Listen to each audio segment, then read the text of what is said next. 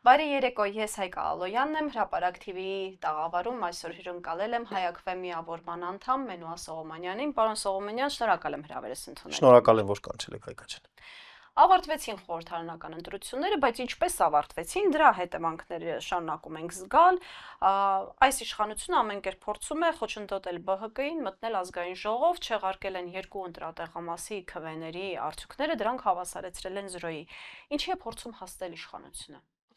Արդյունքները ընտրությունների չենք կարող համարել արժանահավատ, լեգիտիմ եւ հանրության ժողովրդի ազատ կամ արտահայտությանը համահունչ, որովհետեւ ամբողջ նախընտրական եւ մինչընտրական գործընթացը անցել է ահաբեկումների ընտրակաշարքի, ես կասեմ ինչի մասին է խոսքը, իհարկե ընտրակաշարքի անվան տակ, վախի մթնոլորտի, ուղղորդման, վարչական ռեսուրսի կիրառման ահաբեկման, այո, մեջ այդ պայմաններում է անցել ամբողջը եւ այդ պատճառով ընտրության իմաստը այն է, որ քաղաքացին կարողանա ազատորեն արտահայտել իր կամքը։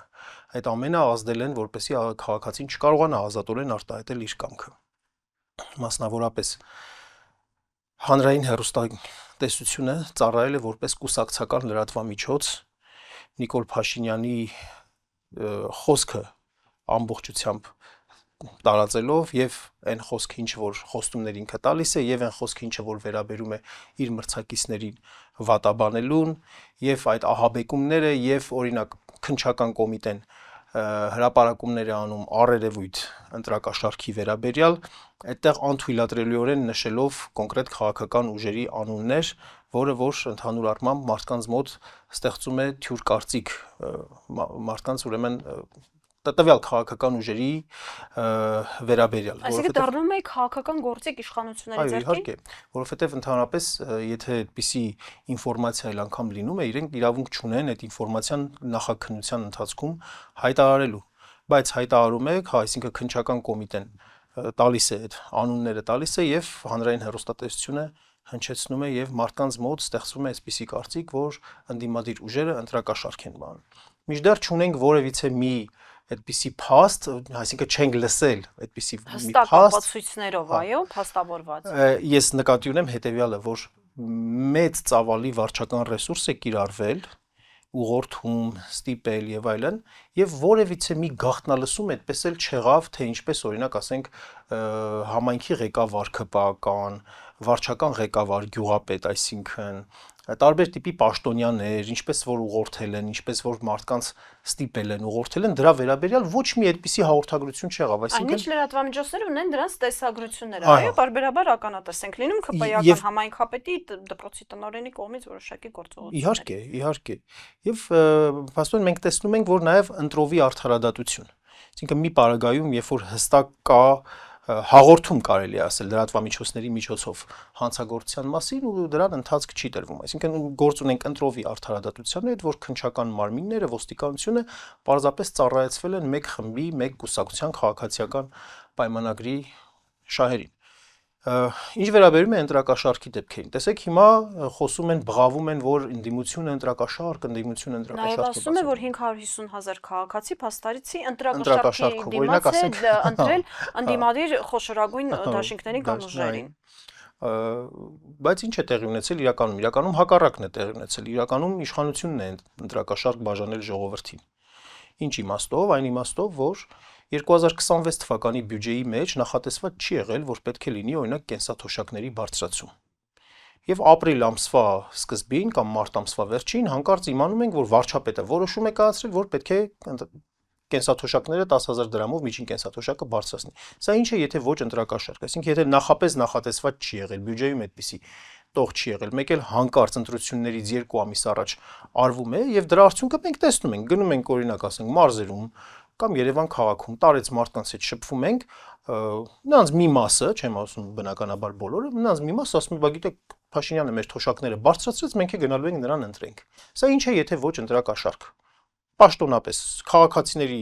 գրպանից եկած բյուջեից փողերը հանում են եւ որպես ընտրակաշարք բաժանում են։ Ընդ որում, որը բյուջեի պլանում չկար նախատեսված, չկար նախատեսված։ Նույնը վերաբերում է բժշկական ապահովագրության այդ համակարգին, որ այդպես ներդրեցին, հապշտապ, այո։ Եվ սա ինչ է, եթե ոչ ընտրակաշարք, այսինքն այս ամեն ինչը չի թողնում, որպեսզի մարդիկ ազատ կամ արտահայտություն անեն։ Դրան գումարած այդ ահաբեկումները, որին որ այս ամբողջ ընթացքում ականատես ենք լինում, Facebook-յան ստատուսի համար բերման են ենթարկել, ձերբակալել են քաղաքագետ Ալեն Ղևոնդյանին։ Այո, մեր քաղաքագիտության ամբիոնը ընդհանրապես տեսեք, քանի դասախոս են արդեն մեր քաղաքագիտության ամբիոնից մեկուսացրել։ Ինձ մեկուսացրել են, Ցոլակ Ակոպյանին մեկուսացրել են, Խաչիկ Գալստյանը, Աբրահամ Գասպարյանին մեկուսացրել են, Խաչիկ Գալստյանը տնային կալանքի մեջ է գտնվում, հիմա էլ Ալեն Ղևոնդյանը։ Սա խայտառակություն է։ Այսինքն համալսարանը քաղաքագիտության ամբիոնների դասախոսների մեծ մասը փաստացիորեն։ Նու մեծ մասը չասեմ, բայց փաստորեն այն մարդիկ, ովքեր որ խոսում են, այն մարդիկ, ովքեր որ խոսում են, հանրայինորեն խոսում են, նրանց մեծ մասին, այո, մեկուսացնում են եւ փաստացի քաղաքագիտություն մասնագիտությունը երևի պետք չի։ Պետք չի, ավելի անշար մասնագիտություն է պետք մեր ուսանողներին, որ սովորեն, հանկարծ ասենք քաղաքականության մասին գիտելիքներ իրենք չունենան, իրական գիտելիքներ չունենան, դե գուցե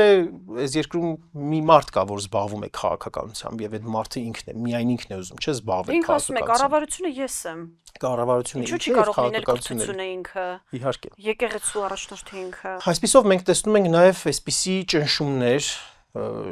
մարդկանց նկատմամբ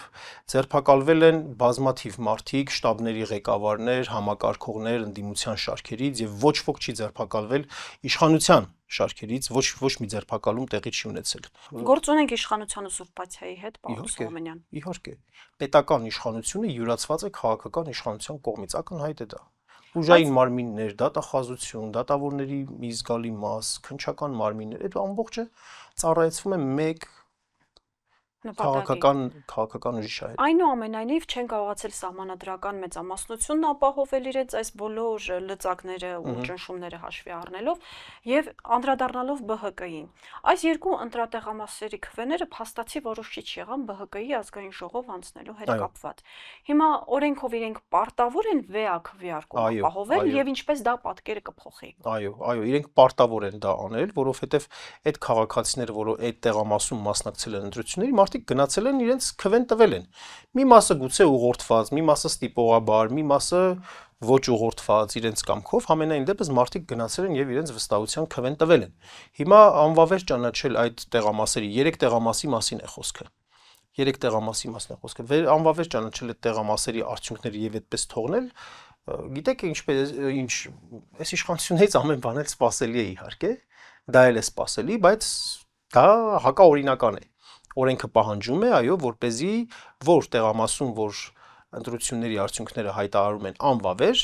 պետք է այնտեղ տեղի ունենա վերաքվեարկություն եւ մեկ շաբաթվա ընթացքում այդ որոշումը պետք է կայացվի եւ նշանակվի վերաքվեարկության օր առանց ընտրական քարոզարշավի։ Իսկ ռեալ համարում եք ընդհանուր ընտրության չեղարկում եւ նոր ընտրությունների անցկացում ամբողջ Հայաստանի տարածքում։ Տեսեք, այստեղ պետք է մի փոքր ավելի խորքային հասկանալ եւ մի փոքր ավելի, այսպես ներածվող տվյալների կարիք ունենք։ Ընդհանուր առմամբ այս իշխանությունները իրենց տերերին, դրսի տերերին հետաքրքիր են այն պարագայում, երբ որ իրենք ունեն սահմանադրական մեծամասնություն։ Այսինքն Փաշինյանը արդեն իսկ խնդիր ունի դրսի ինքը խոստումներ, այո, ինքը եկել է իշխանության, իր իշխանության գինը խոստումներ կատարելն է։ Տիգրանաշենի, Վերին Ոսկեպարի, Սոֆուլու Բարխուդարլուի, այսպես կոչված։ Իդեպ Ադրբեջանից ազդակները արդեն գալիս են քարոզչական միջոցներից։ Եվ կարևորագույնը թերևս, կարևորագույնը սահմանադրության փոփոխություն, որտեղ ենթադրաբար մեր ռացիոնալ ենթադրությունն է, իրենք էլ են դա խոստովանել, որ չի լինի հղում անկախության հռչակագրին, սա մեկ է, այսինքն պրեամբուլան սահմանադրության դուրս կգա, եւ երկրորդ Հայաստանյան Առաքելական Սուրբ Եկեղեցու առանձնահատուկ կարգավիճակի վերաբերյալ հոդվածի փոփոխություն եւ նաեւ ենթադրաբար, դա մեր ենթադրությունն է եւ շատ հիմնավոր ենթադրություն է, սահմանադրության այն հոդվածը, որը որ վերաբերում է, որ հողի սեփականության իրավունք ունի միայն Հայաստանի Հանրապետության քաղաքացին, այս սահմանափակումը հանելու մեծ ռիսկ ենք մենք տեսնում։ Ի թիվս այլ փոփոխությունների, որ իրենք ուզում են անել եւ սահմանադրությունը դնել։ Սահմանադրությունը ժողովրդի դատին հանձնելու համար իրենք պետք է ունենան այդ սահմանադրական մեծամասնությունը։ Իրենք շատ էին ուզում ունենալ իրենց գրպանային եւս մեկ ուժ որպեսզի անցնի, դա տեղի չունեցավ։ Սա իրենց համար շատ այդպես տրագիկ, այսինքն շատ ծանր վիճակում է։ Այո, ծանր վիճակում։ Թեև գործադիր իշխանություն կարողանում են ձևավորել միանձնյա ձևով, ինչ է սահմանադրության վրա հիմնված խայտառակ քաղաքական համակարգի նաև արատն է, որ այդպիսի վիճակ ունենք, համենայն դեպս իրենք այսօր հայտնվել են ծանր վիճակում եւ կգնան ընդհանուր վերաքվեարկության, համապետական վերաքվեարկության, թե չեն գնա, ես այս պահին դրա հստակ կանխատեսումը չեմ կարող անել, դա կախված կլինի իրենց եւ իրենց տերերի միջև ունեցած կոմունիկացիայի արդյունքում։ Բայց այնուամենայնիվ ինչ է կարծում, այս ընտրություններից ՔՊ-ն եւ Նիկոլ Փաշինյանը շահած դուրս եկան, թե բավականին տրիվիալ իրավիճակում են հայտնվել։ Գիտեք, այսպիսի մի իրավիճակ է, տխուր ենք մենք, ովքեր որ ուզում էին, որ ի վերջո այս ընտրություններով հեռացնել այս իշխանությանը։ Իրենք այդպես ցույց տվեցին, որ ամեն ինչ լավ է, հաղթանակած են։ Բայց իրենց դեմքերի արտահայտությունը այնուամենայնիվ չեմ կարող չասել, որ բացարձակ հաղթանակած դեմքեր չէին։ Դե հա, իհարկե, սա ոնց որ ասած տաղավարում են գտնվում, մի քիչ տաղավարային այսպես զրույց եղավ, բայց ամենայն դեպս այո, իրենք ինչի համար որ հանդուրժում են իրենց, այդ նպատակին իրենք չեն հասել։ Ինչի համար որ ցանկանում են իրենց տերերը, որ իրենք պաշտոնավարին այդ նպատակին չեն հասել։ Հետևաբար սա պետք է մենք հասկանանք, որ իրենք հաղթանակ չեն տարել, որովհետև իրենց խնդիրը այս ընտրությունների մեջ ունենալն էր սահմանադրական մեծամասնություն։ Հենց այդպես էլ շատ ուղիղ ասել էր ինքը, եթե հիշում եք, ասել էր, որ եթե ինքը չունենա սահմանադրական մեծամասնություն, սեպտեմբեր ամսին լինելու է աղետալի պատերազմ Հայաստանի համար աղետալի հետևանքներով։ Համ ասում է, որ պատերազմ է լինելու Հայաստանի համար աղետալի հետևանքներով, մի հատ էլ մայիսի 28-ին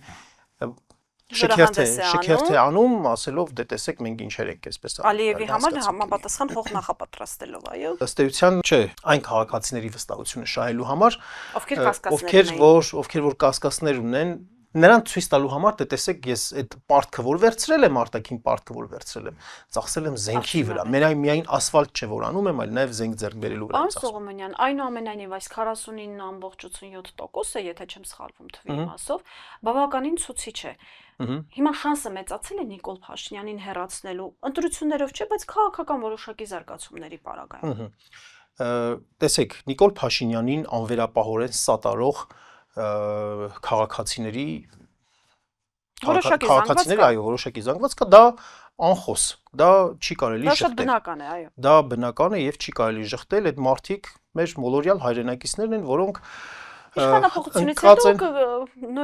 իրենց հայցները նորից կփոխեն այդ զանգվածը բոլոր երկրներում, բոլոր ժողովուրդներում։ Բայց կրիտիկականը այդ զանգվածը չէ, կրիտիկականը այն զանգվածն է, որը որ ցանկացած իշխանության պարագայում ինքը աշխատում է իշխանության օգտին։ Ես չեմ ուզում ինչ-որ պիտակավորում տալ, ինչ-որ բառեր ասել այս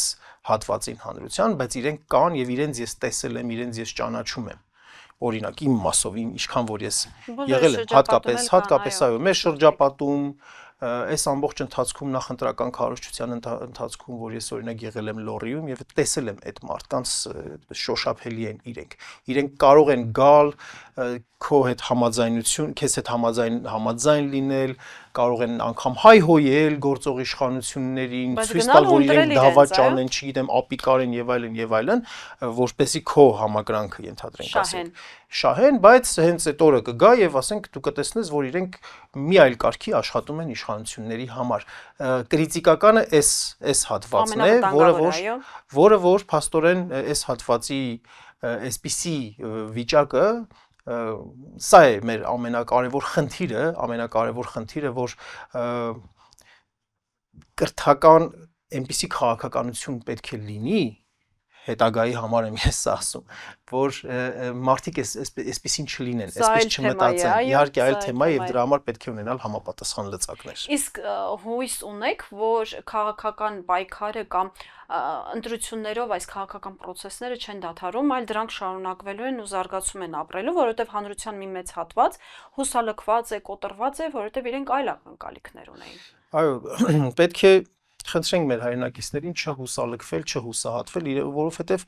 պետք է մի բան հասկանանք, էլի հայ ժողովուրդը, հայ ժողովրդի մի հատվածը, հայրենասեր հատվածը, փաստորեն մի մեծ հատվածը, այո, կռիվ է տալիս մի հատ համակարգի դեմ,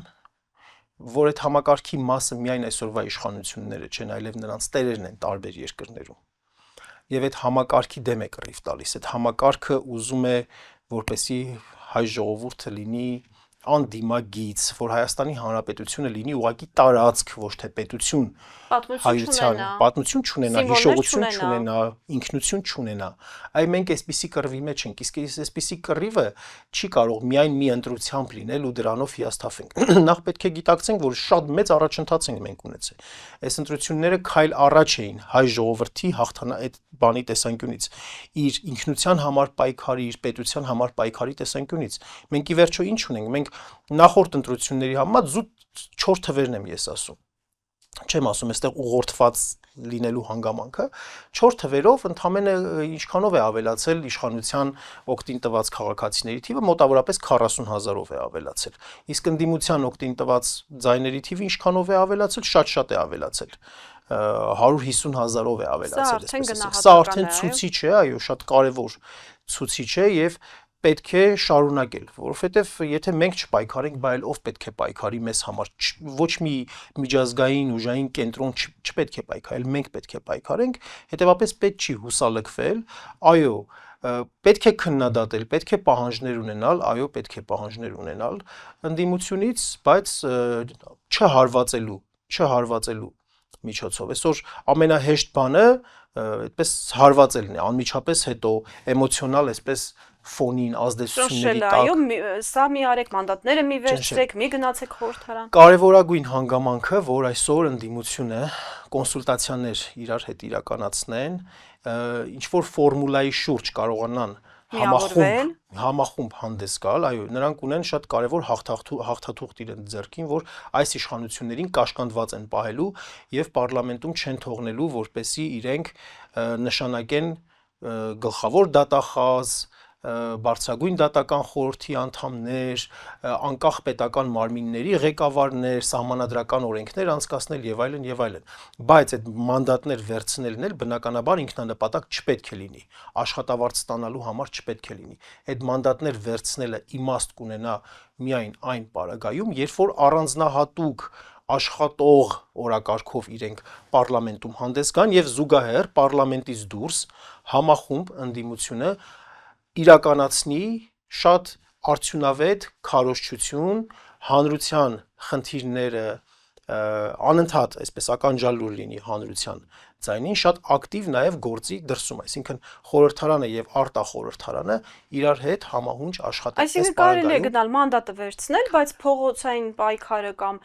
հանրային պայքարի այդ ռեսուրսը չվատնել ու շարունակել նաև աշխատել հանրության։ Մանդատի վերցնելը միայն, այո, մանդատի վերցնելը միայն այդ դեպքում բան ունի, իմաստ ունի։ Իսկ եթե օրինակ ասենք մանդատները մի վերցրեք, մանդատները չվերցրեք, մի վերցրեք, գնացեք տներ, ռիսկը շատ է։ Դա էլ, այո, ռիսկը շատ է, որովհետև այստեղ շատ կարևոր է, էլի, որպեսզի մի հատ հասկանանք այս հանգամանքը։ Չլինելով սահմանադրագետ, չլինելով իրավագետ, այդուհանդերձ հետեւյալ միտքը ես կարող եմ ասել, որ եթե չվերցնեն մանդատները, ինչ որ իրավական կազուս կարող է առաջանալ։ Սահմանադրությունը պահանջում է։ Այո, հաշվի առնելով, որ որոշակի միջազգային խաղացողները սատարում են Նիկոլ Փաշինյանին, կարող են հանգստանալ։ Եվ նրա ձեռքերը, հա, որովհետև սահմանադրությունը պահանջում է այդուհանդերձ, որ ազգային ժողովը պետք է ունենա առնվազն 101 падգամավոր։ Բայց մենք նաև ականատես ենք եղել, թե քանի անգամ է Նիկոլ Փաշինյանը հակասահմանադրական գործողություններ իրականացնում, փաստում են սահմանադրագետները, իրավաբանները։ Դե իհարկե, հիմա դրան եմ գալիս։ Տեսեք, ասում են, որ եթե ընդդիմությունը չվերցնի մանդատները, ոնց որ կարծես թե իրավական կազուս է տեղի ունենում, որովհետև ընտրական օրենսգիրքը ասում է, որ падգամավոր դառնում են միայն այն անձինք, որոնք ներկայացնում են շեմը հաղթահարած քաղաքական ուժերին։ Բայց միևնույն ժամանակ ունենք սահմանադրություն, որը վերադաս է ընտրական օրենսգրքի նկատմամբ, այսինքն սահմանադրության պահանջն է անցնում, երբ որ այս երկուսի միջև հակասություն է։ Այսինքն բան կարող է իր ցանկացած ուժերին բերել խորհրդարան։ Այսինքն կարող են գնալ սահմանադրական դատարան դիմել, սահմանադրական դատարանն էլ ընտրական օրենսգրքի այդ հոդվածը համապատասխան ճանաչի սահմանադրությանը հակասող կամ ճանաչի ուժը կորցրած մի խոսքով, ճանաչի ուժը կորցրած եւ դրա զորու, ասենք, բերեն շեմ չհաղթահարած ուժերին բերեն ազգային ժողովն եւ ունենան իրենց սահմանադրական մեծամասնություն։ Հետևաբար ոսկե միջինը գտնում եք, որ ընդդիմությունը վերցնի մանդատները եւ շարունակի գեներացնել փողոցային պայքարը։ Եթե ապաների ալգորիթմ է սա, եթե ընդդիմությունը նախ իր շարքերը այսպես ստուգում է, պինդ մարդիկ, եթե տեսնում ենք, որ պինդ մարդիկ են, առնետավազք չի լինելու, այդ ամեն ինչը անելով հանդերձ, նաև մի